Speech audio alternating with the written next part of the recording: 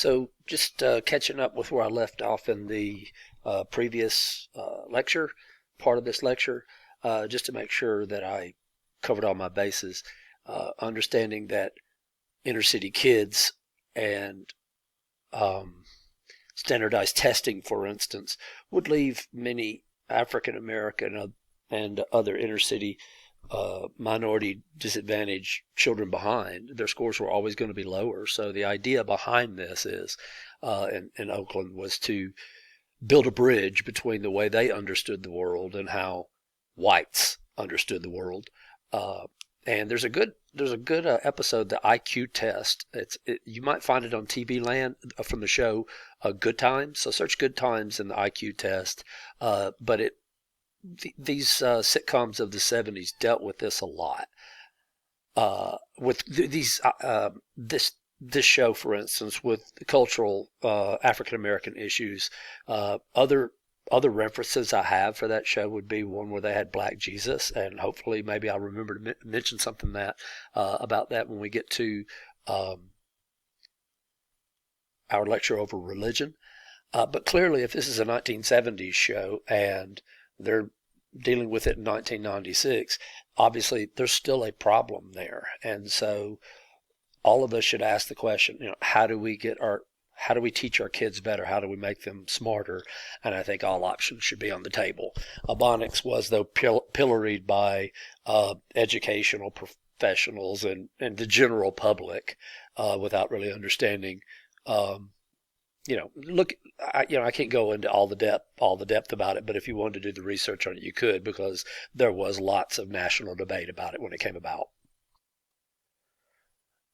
Okay, so let's take a look here and kind of stay with this idea. Now, I mentioned portmanteau words a few times in here.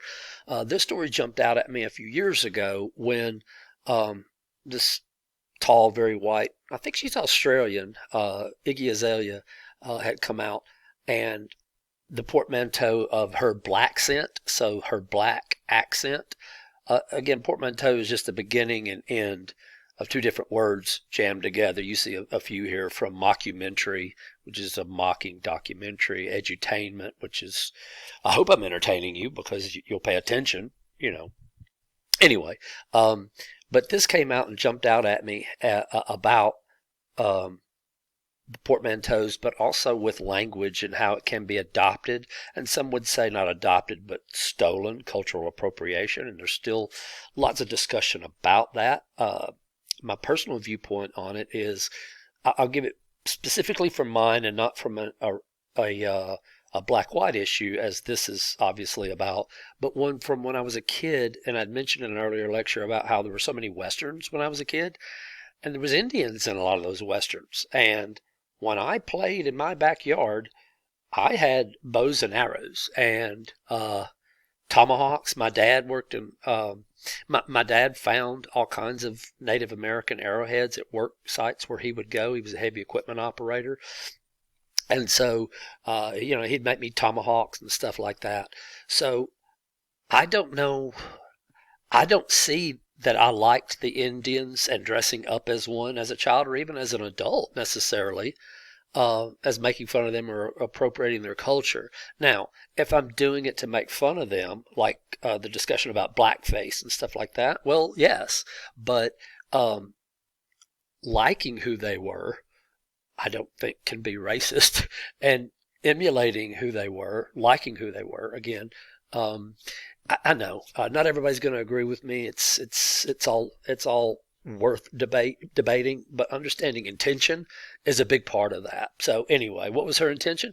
Maybe she liked to rap. Maybe she liked to make music, unique music. She has since put out a new album. I was doing some research. I don't follow Iggy Azalea at all, but having that from 2016, and I just looked up her newest release, which I use the word dropped because it makes me sound cool and hip.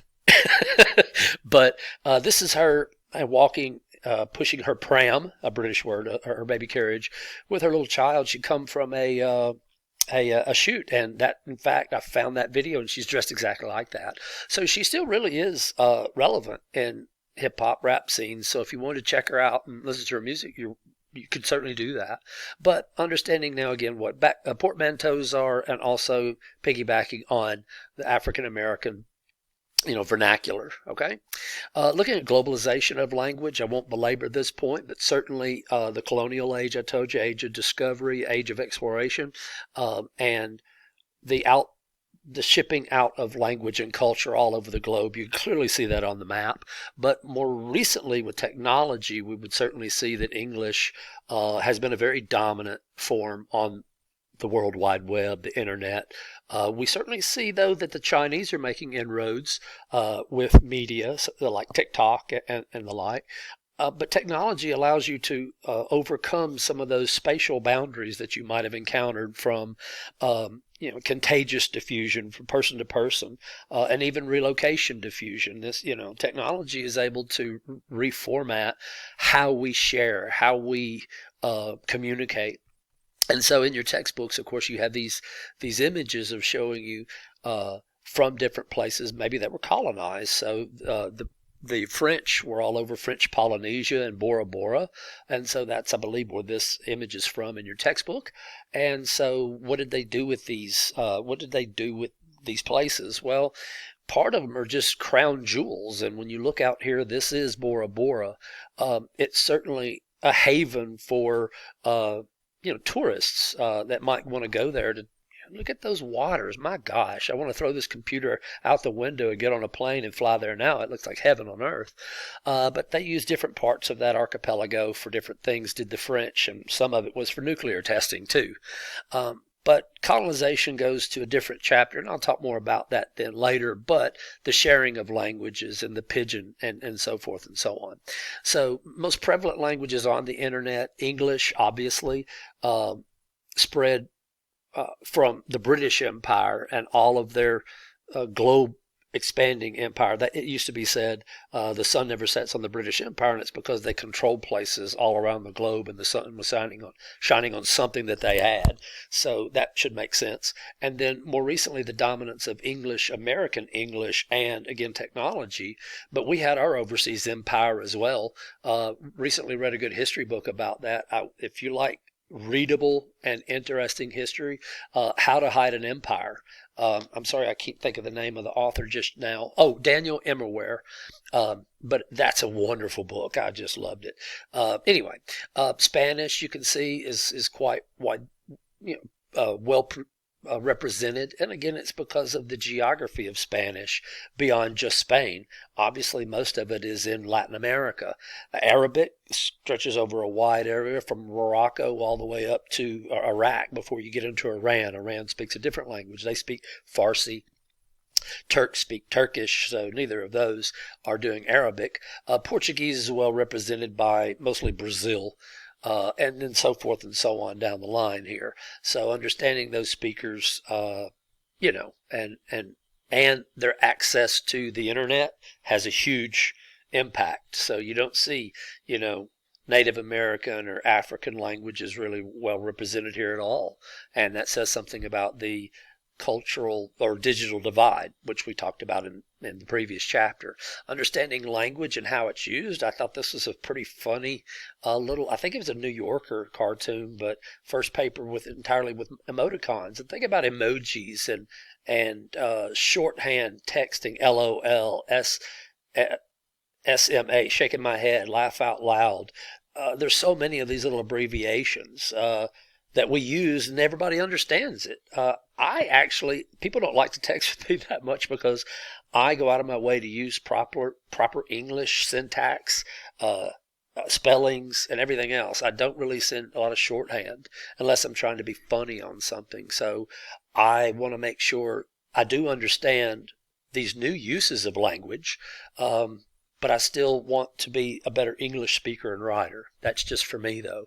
And with other languages here, too. I want you to see that sign language, there's lots of different sign languages, and that it could be considered a foreign language, like in Texas it says here, 40 states. ASL is a foreign, it's a language that is not intelligible to me. One of the things that's changed recently, though, has been whenever there's an important person speaking on TV, a governor, say Governor Bill Lee and the coronavirus, there's going to be someone signing there beside that individual who is conveying important information to people. So not knowing English or being hard of hearing or deaf, obviously communication is a language. So that said, I'm going to show you something funny just to make you laugh, just because it's too serious sometimes. But if you're easily offended, maybe just click right on over this. I won't spend long on it. But I think this kind of sign language is kind of funny. So you can pause it and read it if you like, but I'm going to go ahead and move on. So there is such thing as the lingua franca of the skies. You'd have to go back to, I think it's 1977, when a major crash occurred on Cape Verde Islands, or no, in the Canary Islands, I think it was. Pan Am jet and a, what was it, KLM collided. I don't know, 500 something people died. And so what is the lingua franca of the skies? It's English. And you can read here that, of why that came about. But also I'm going to show you why France or French-speaking places would vote against it. So the lingua franca literally comes from language of the Franks, so that is France itself, and then wherever its citizens colonized and dominated. So this is the image of that crash of one jet taxiing on the runway and another landing at the same time. But to be learned, to be knowledgeable was to be, French speaking for a while. I mentioned the importance of German within scientific fields, but, many of our forebears, or our country's forefathers, were bilingual, French speaking, like Thomas Jefferson and also, Benjamin Franklin. So wherever the French went and colonized, and they still have colonies, I just mentioned, French Polynesia. There's also French Guiana in the northern part of South America. And of course, they colonized places all over Africa, but mostly in West Africa and northern part, Algeria, Morocco, Tunisia, you can see, and the bleed over in some of those languages all the way into the Democratic Republic of Congo. So, the Francophone polities here are these countries. But now, here's the deal. Not everybody in those countries speaks French. It's usually the well-educated, the government types, the industrialists, anybody of sway, or those in cities sometimes, where it would be most often spoken.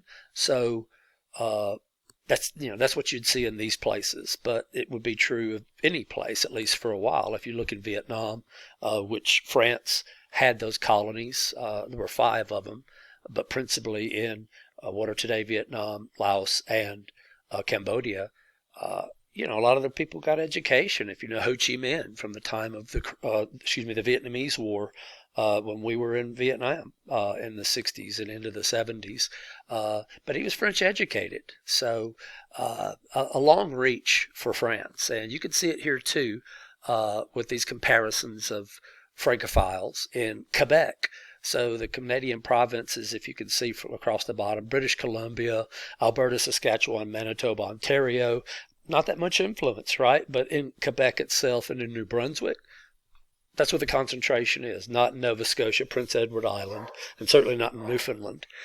So looking forward here, if we look at language endangerment, we have since I've been teaching this course, the number was around 8,000 languages, and it's now down to 7,000. And we can see 57% of them are safe. But that other 43%, that's tough, guys. And look at what we're losing. When someone says, and I've had friends, or at least schoolmates, like from when I was younger, like in high school, who would say, I shouldn't have to push 2 on the telephone. And I would say, I think you should push 2, and in fact, I think you should have to take 2 in school, Spanish. But But when you look at these endangered languages, look at the heritage, the cultural heritage, how they relate to those areas, scientific, local, botanical, and medical. What are the fungi? What are the roots? What are the leaves? What are the tree barks? What are the insects and everything else that goes along with that geography? What are we losing when we lose that language? And I'll tell you, we're losing a lot. I'll come back for the next one here in just a moment. See you soon. Bye.